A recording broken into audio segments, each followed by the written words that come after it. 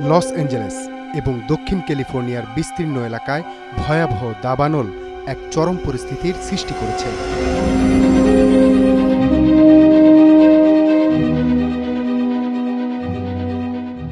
তীব্র স্যান্টা আনা বাতাসের কারণে আগুনের আগ্রাসন আরও বাড়ছে। আবহাওয়াবিদরা বলছেন এই পরিস্থিতি আরও খারাপ হতে পারে, আর এই আগুনের ফলে ৬০ লাখেরও বেশি মানুষ এখন বিপদে রয়েছে। দাবানল আরও ভয়াবহ হয়ে উঠতে পারে।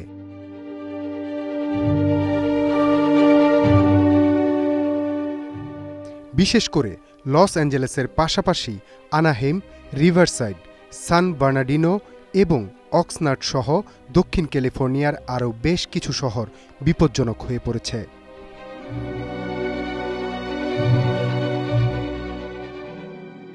যুক্তরাষ্ট্রের জাতীয় আবহাওয়া পরিষেবা বিশেষভাবে বিপজ্জনক পরিস্থিতি হিসেবে লাল পতাকা সতর্কবার্তা জারি করেছে।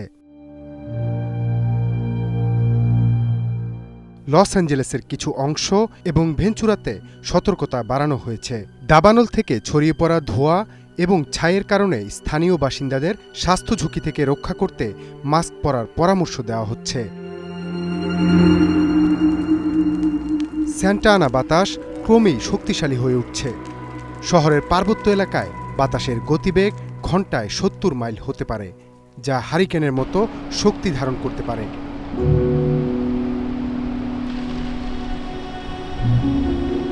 এতে দাবানলের পরিস্থিতি আরও ভয়াবহ হয়ে উঠবে। এমনকি বাতাসের গতিবেগের কারণে কয়েকটি দাবানল আরও ব্যাপক হতে পারে।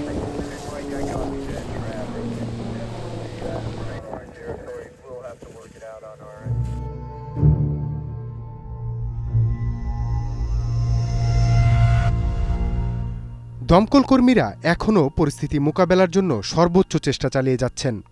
লস অ্যাঞ্জেলেস মেডিকেল পরীক্ষকের কার্যালয় জানিয়েছে এই দাবানলের কারণে ২৫ জনের মৃত্যু হয়েছে এবং আরও ১৩ জন নিখোঁজ রয়েছেন।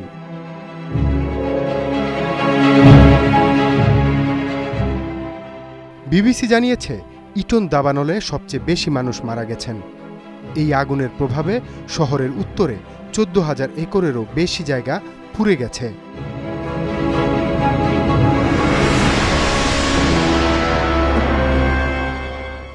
কিন্তু দমকল কর্মীরা ৩৫% পর্যন্ত আগুন নিয়ন্ত্রণে আনতে সক্ষম হয়েছেন।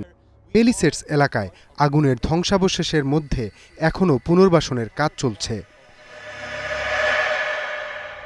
এই পরিস্থিতিতে হাজার হাজার মানুষ এখনও তাদের বাড়ি ছেড়ে অন্যত্র আশ্রয় নিয়েছেন। কিছু এলাকায় কারফিউ জারি রয়েছে। লস অ্যাঞ্জেলেসের বিলাসবহুল এলাকায় সব কিছু ছাই হয়ে যাচ্ছে।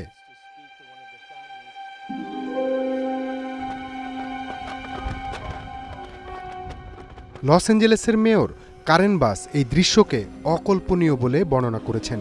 তিনি জানিয়েছেন খুব শীঘ্রই পুনর্গঠন কার্যক্রম শুরু করবেন।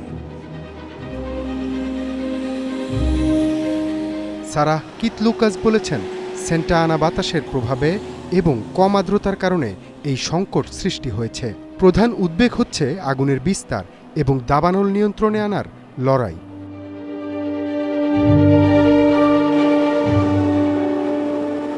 আগামী রবিবার থেকে স্যান্টা আনা বাতাসের কারণে দাবানল আরও ছড়িয়ে পড়তে পারে।